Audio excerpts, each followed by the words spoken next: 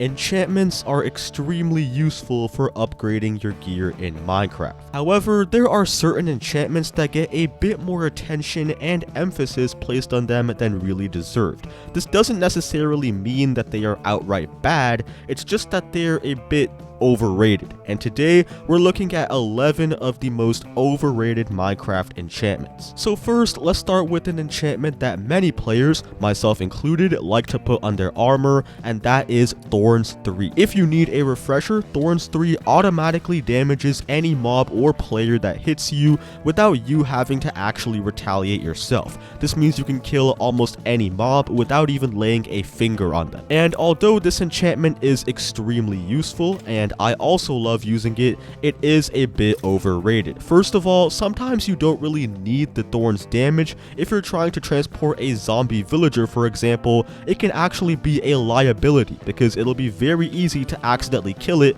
if you let it hit you. Same thing with Enderman, Thorns will make it teleport around a bunch, making it much more annoying to kill. We also should mention that Thorns does heavily affect your durability because your armor not only loses durability when hit by a mob, it also spends some more durability to damage the thing hitting you with Thorns. This is why, unless you have unbreaking on your armor, you really shouldn't bother using Thorns at all because it's just going to break. Let's talk about a weapon enchantment now. Fire Aspect, which you put on swords, can also be considered pretty overrated. Again, as a refresher, Fire Aspect will immediately ignite almost any mob that you hit with your sword. This causes some extra damage over time to the enemy, which makes killing them much easier. And while I personally recommend using this enchantment because it's extra damage, who doesn't love extra damage, Fire Aspect does have some slight inconveniences attached to it. When you hit a mob with a Fire Aspect sword, there's a small chance that you don't get the XP from it, since the extra fire damage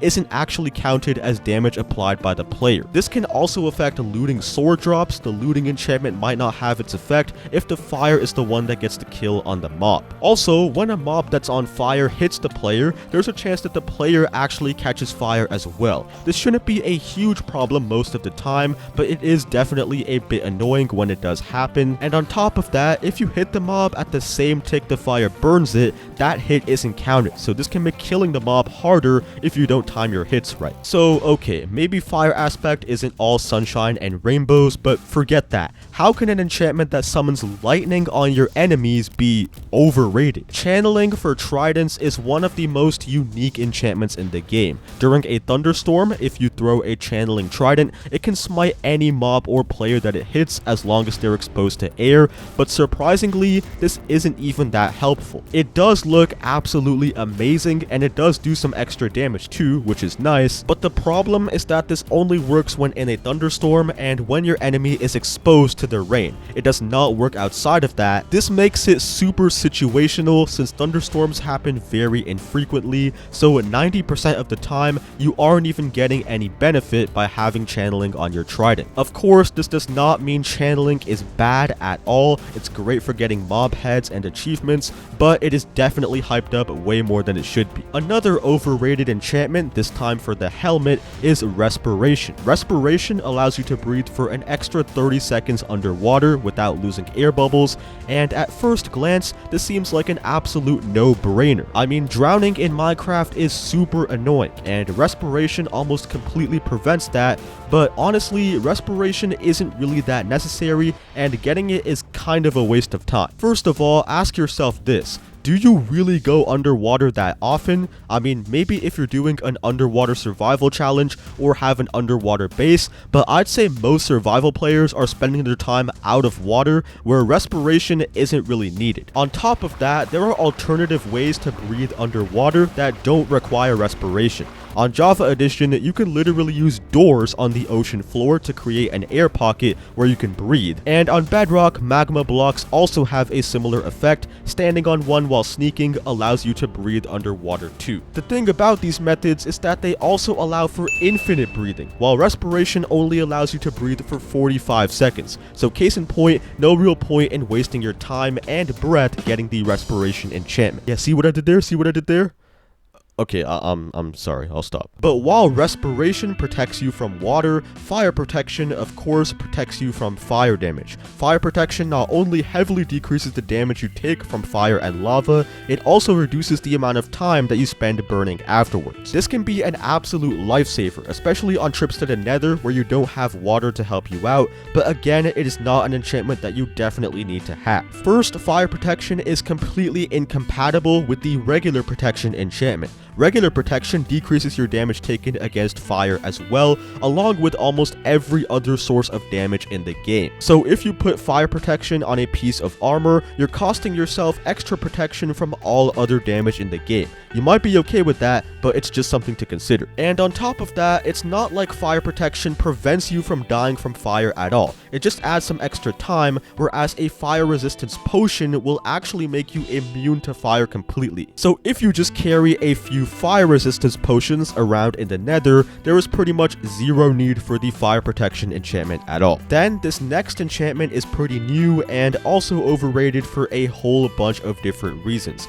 Wind Burst for the mace. If you're curious, when you perform a smash attack with a wind burst mace, you will get launched back up into the air with a burst of wind, allowing you to perform a second smash attack after that. You can use this to pretty much just combo your enemies, and it's really fun. Wind Burst is extremely difficult to get though. It is the rarest enchantment by a long shot, since you can only get it in ominous vaults in trial chambers with a 5.5% chance. On Bedrock Edition, I think it's like 1% or something. And there's only 4 ominous vaults per chamber. They can't be opened a second time, so you're going to have to visit a bunch of different trial chambers to find this thing. Plus, when you get it, it only comes in 1 level, so you have to find around 6 books to get level 3, which is the max, and to be honest, it does have its fair share of flaws too. In the right situation, a Windburst mace is the most powerful weapon in the game, zero question, but when you have one, you are forced into the huge Windburst leap every time you smash, which especially in the wrong environment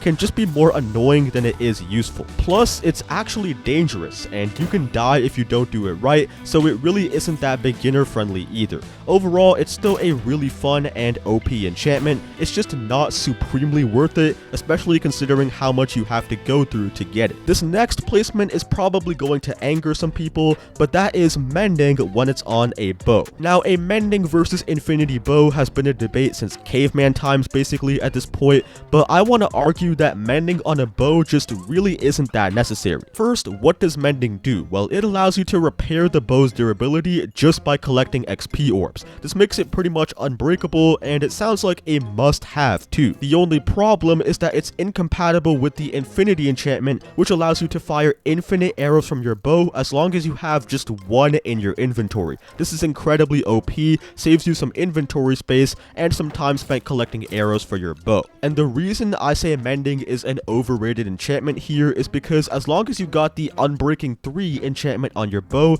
already has an effective durability of 1,536 uses. That's around 24 stacks of arrows, which is absolutely insane. I mean, I'm a guy who uses my bow a lot, but even that is a lot of uses for me. But let's say you somehow do get close to breaking the bow, you can still repair it twice before it becomes too expensive to repair, and it doesn't take an egregious amount of XP to repair it like a lot of people say. Keep in mind, this is a one-time ordeal, and you get another 1,500 extra uses of this bow once again. Yeah, the likelihood that you break your bow until it becomes too expensive to repair is really minuscule, and it's not like you need to spend a ton of time grinding XP either. And this is not even mentioning that with a mending enchanted bow, you have to constantly keep restocking your arrows all the time because of the lack of infinity, which is just a really unnecessary thing to spend your time on. With infinity, you don't need to do that, and you save a whole bunch of inventory space on top, which is especially useful if you're disorganized. Oh, so you're still here?